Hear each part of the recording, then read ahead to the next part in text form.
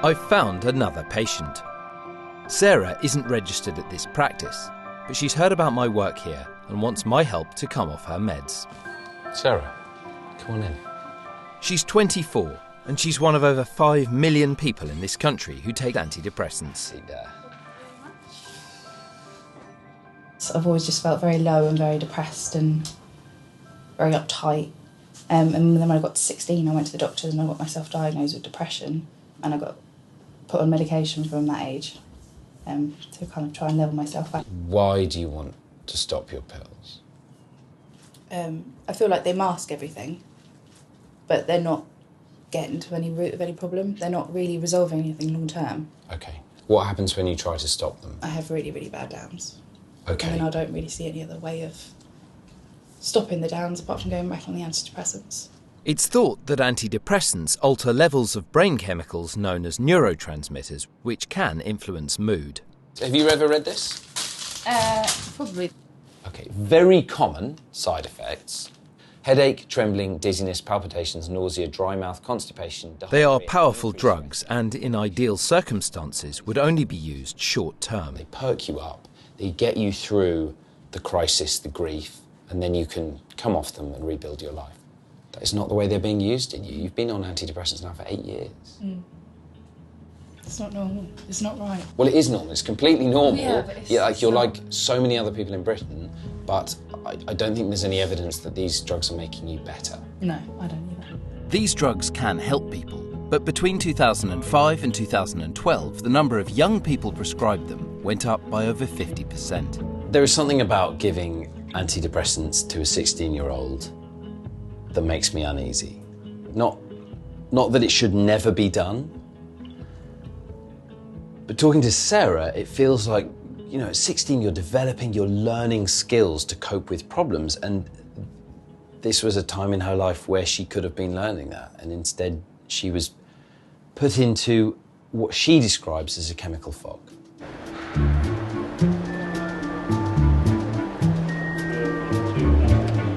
I'm on my way to see Sarah at home to find out how I can help her come off the drugs. Hi, how are you? Yeah, it's good. Come in. Come in, it's all right. I guess one of the reasons to come round is there all kinds of clues that you get about someone from nosing around their house that you can never get, no matter how long we sit in a doctor's surgery for. If there's anything you're really ashamed of, that is the thing I most want to see. Go for it. You lead. You're in charge, Evie. Come on. Yeah, we're coming up the stairs with you. Come on. Pull the curtains, Evie. Let's do that. Yeah. You know, it's really, it's sort of, it's diagnostic of low mood, having a room like this. And if you didn't have a low mood, then living like this gives you a low mood because it's so stressful. Yeah. A lot of the clutter belongs to her dead brother, Ben. Both Ben and her father suffered from depression. They died within a few years of each other. My dad was an accidental suicide, and with my brother, he was got highly addicted to drugs and passed away last year. Everywhere I look, I see signs of a woman who's put her life on hold. Apart from Evie's room. When she was first born, and when I found out I was pregnant with her, that's when I started to feel like, actually, I can do this because I need to do this. I've got somebody that needs me to be strong. Are you going to be the centre of everything, are you? Sarah doesn't want Evie to see her taking antidepressants or live with a mum who's depressed. And I really want to help her find a way out. Okay, so what about stuff you used to do, like sport, hobbies? I used to love going swimming. I used to be a good runner. Yeah, I've kind of really given up on hobbies over the past few When was years. the last time you went swimming? A few weeks back for her. When was the last time you did a bunch of lengths? Years. When was the last time you went for a run? Years.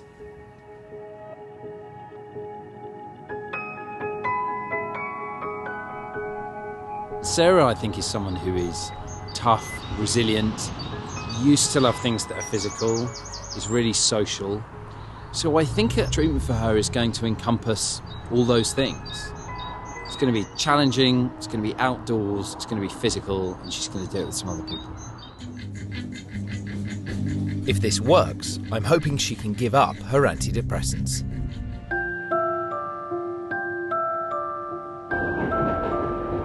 I'm off to Portsmouth. I've heard about new research being done there that might help Sarah come off her pills, but it's extreme. This is the one thing I'm doing with a patient where I think my colleagues who are psychiatrists will turn around and go, "What are you doing? You're a lunatic. This is barbaric." I want to take her swimming, in water so cold that it could kill you from shock. This is the thing I do, and when I do it, especially if I'm feeling a bit low, my God, it's a pep up. But, so then when I looked into the science more, and I called a mate who supervises this activity regularly, he said, no, there's some evidence. There's some evidence it helps with anxiety, depression. So that nailed it. Before I try this on Sarah, I'm going to visit my colleague to learn a bit more. I'm here to see Mike Tipton. How are you doing? Very nice to see you. Good to see you, Chris. Professor Mike Tipton is a world expert on the effects of cold water on the human body. He's going to demonstrate why it might be helpful for Sarah. Essentially, what we're going to do is demonstrate a cold shock response, the most dangerous of all of the responses associated with immersion in cold water.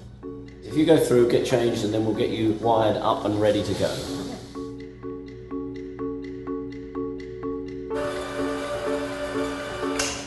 You just need to push yourself back with your feet there. 3, 2, 1, go. Mike's team have discovered that our bodies respond to cold water in a similar way to an anxiety attack. Well done. That's good. Good effort. Okay, just stick with it, Chris. That's very good. As the skin cools down rapidly, the body enters a state of shock, flooding the blood with stress hormones. There's a sense of severe panic when you first go in. I thought I was prepared. It's a big stress response. One of the biggest stresses you can put the body under. You can see why we called it the cold shock response. It's a shocking response. It's deeply shocking. Yeah. I'm shocked. This chemical surge can leave swimmers feeling euphoric once it's passed. It is exhilarating. You're now experiencing what every open water wild swimmer says. It's Right. just great because that skin stimulation releases adrenaline and gets you, all your stress hormones shoot up, and it's kind of exhilarating. It is kind of exhilarating. Hiya! You alright? But there is another potential benefit for Sarah. The evidence shows that repeated exposure to cold water conditions the body to deal with the stress response. I'm hoping that this conditioning will help her respond better to the stresses in her life associated with her anxiety and depression. We're going to go to a lake, a man-made lake, and just give wild swimming a bit of a go. Sounds good to me. You happy about that? I'm excited but scared, but yeah, I know it's going to help, so I trust you all. I'm still very nervous now.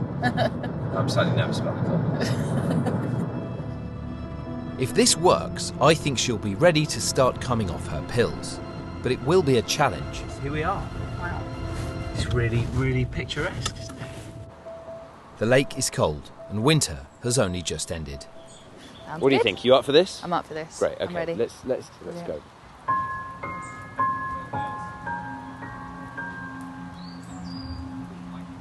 I've asked Mark and Heather, cold water swimmers, to come and support Sarah.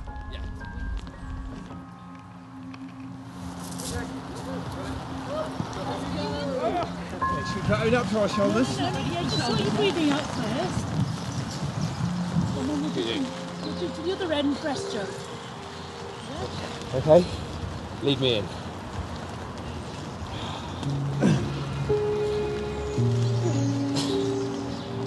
That's all you've got to do. Well done. That's excellent. You all right? How you doing? I'm not. Good, isn't Go for a swim.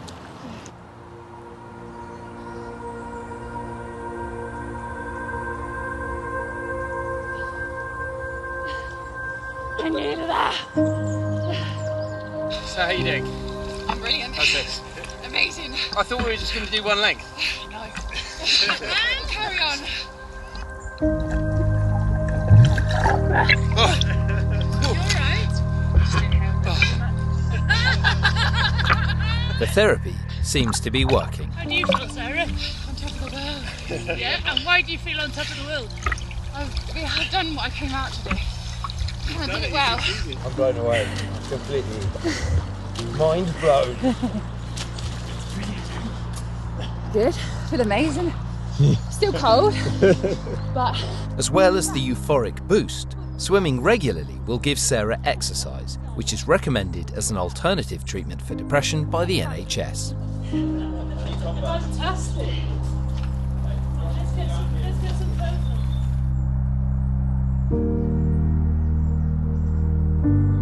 It's still a bit odd to me that we did 4 lengths in there. Yeah, and if I saw someone jumping now, I'd still think, Oh, you're crazy. they're going to be rescued. Yeah. But no, it's great. So over the next 4 weeks, I'm going to say, I want you to go swimming 6 times, okay? Okay. So not massive. And the final thing is I want you to start tapering your antidepressants. You've made an appointment to see your GP to do that, I've got okay? an appointment on Thursday. Fine. And keep doing it. And keep doing it. Good. All right. Let's go home. I think Sarah's now ready to be slowly weaned off her antidepressants. She's beginning to see that there are other ways to treat medical problems than just pills. Antidepressants do help some people, but 24-year-old Sarah has been taking hers for 8 years. I need my eyeballs by the end of it. After I introduced her to cold water swimming, Sarah decided to give it a try in place of her pills. How do you feel, Sarah? On top of the world. Research carried out at the University of Portsmouth suggests that swimming in cold water could help treat anxiety and depression. When was the last time you felt this good? When my little girl was born. Really? Yeah. Really. But before she starts to come off her drugs, I want Sarah to be benefiting from swimming outdoors regularly.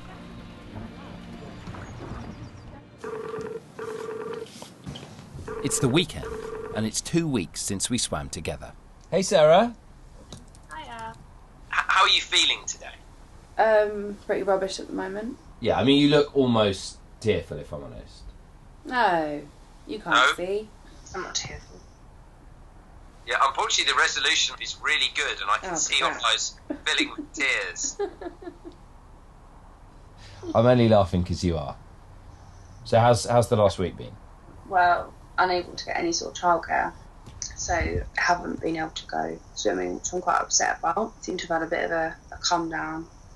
It's hard, this, isn't it? Because, to put this in the starkest medical terms, you have a medical problem for which you need to go and have treatment, and if you were going for chemotherapy, if you were going for an operation, everyone would give you childcare, and I think this is no less important.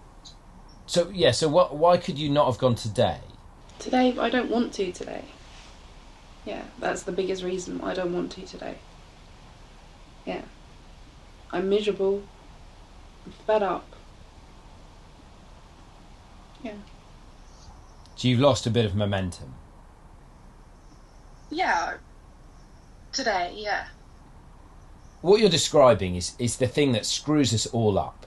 This is kind of the anatomy of failure. We fail one tiny, tiny, tiny bit at a time. And we miss it 1 week, and then it's easier to miss it the next week, and then it's easier to miss it the next week. But you need to make these swims like doctor's appointments, okay? Just been a bad week. All right. Speak to you later. Yeah. Okay. All right. Bye. I feel naive. I just feel like, oh God, I just thought we could dunk her in cold water and she'd feel better. I'm hoping the pep talk will get her swimming, but I'm beginning to doubt my approach.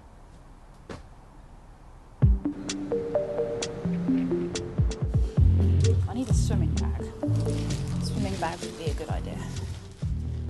It's been a week since I spoke to Sarah, and she's responded well to my pep talk. Today, she's going cold water swimming again with her partner at a nearby lake. I want that feeling back. It just gets on top of you when you suffer with depression. Everything builds up, and you do need a stress relief. And antidepressants don't do that. A bracing swim in 13-degree water will hopefully do the trick. All goggled up. Do I look attractive? It's the first time she's been in cold water since I took her swimming in Portsmouth over a fortnight ago. How is it, Sarah? Actually quite nice. A lot nicer than Portsmouth, but still quite chill. Right, I'm going to go swimming. See you in a bit. Exposing the body to the shock of cold water can leave people feeling euphoric. Some scientists think it may even condition them to help deal with other stresses in their lives. But Sarah doesn't stay in very long. Can't breathe.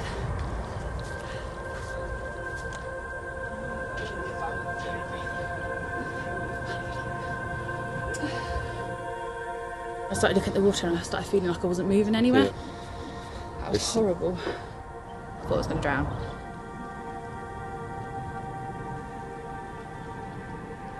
Tell me what happened.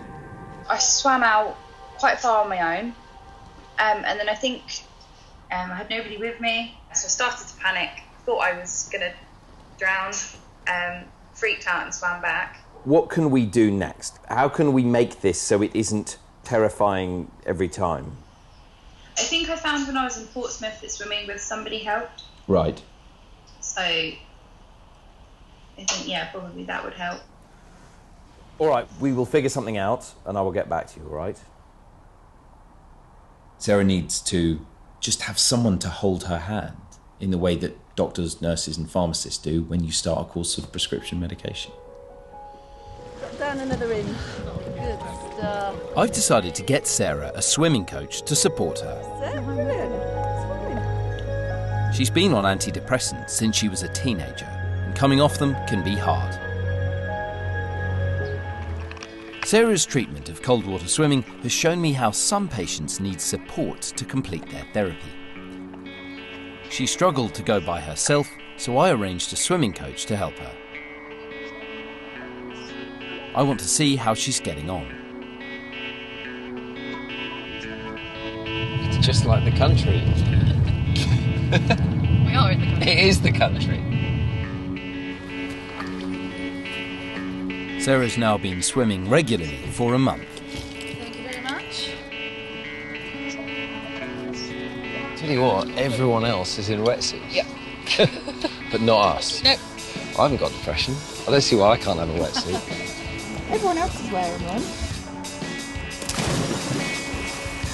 But it's not 19 degrees. When Sarah first started, she could barely swim 50 metres on her own. Now she's training to swim kilometres.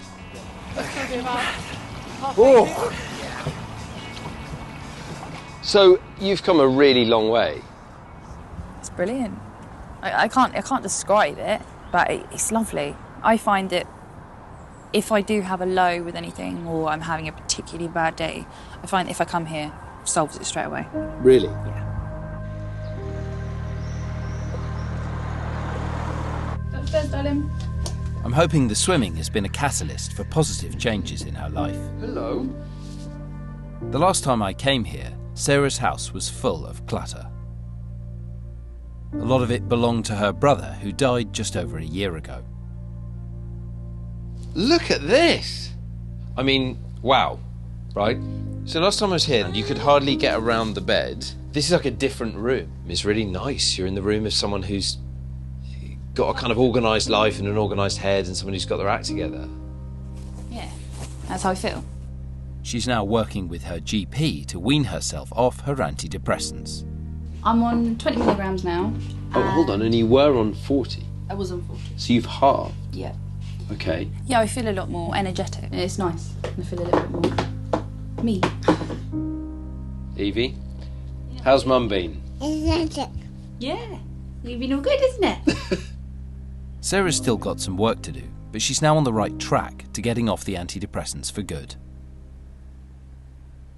In Sarah's case, lasting happiness is going to come from exercise, diet, friendships, her job, the way she's bringing up Evie, her relationship. That is what you can't put in a pill, and that, I think, in Sarah's case, is what the drug was stopping her doing.